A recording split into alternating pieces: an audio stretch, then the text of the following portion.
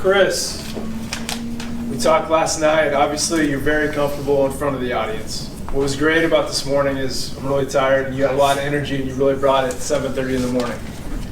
The great thing is you really stood up here, you really got out, and you really connected with the audience, kind of walking out. The one thing to be careful is not to get too far out, because then you're kind of looking behind you, that type of thing. But I really loved it.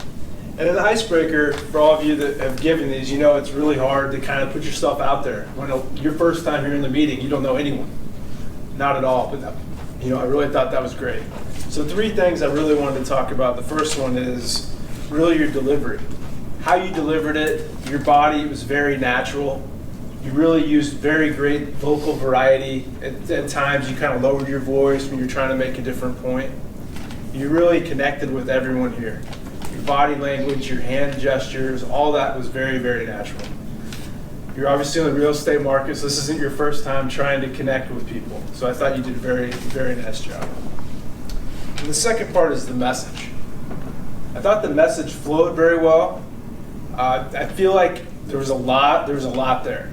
Really, that's enough for your 10 stories to complete the first manual in that speech. But it was very, very impactful, a lot of the stories. And I do think they flowed well. You did have nice transitions. One of the things that I would say is just kind of, as you'll learn throughout the process, is to dig a little deeper when you're going into those topics and to try to really organize that speech.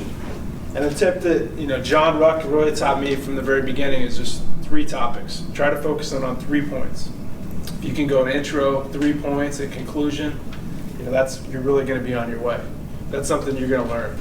But for today, just getting up here, delivering the message, kind of telling your story. And I really, appreciate you coming out and saying, you know what, I've kind of tried this a couple times and it hasn't really moved forward. So this time I'm gonna, this is really what the things I'm gonna do.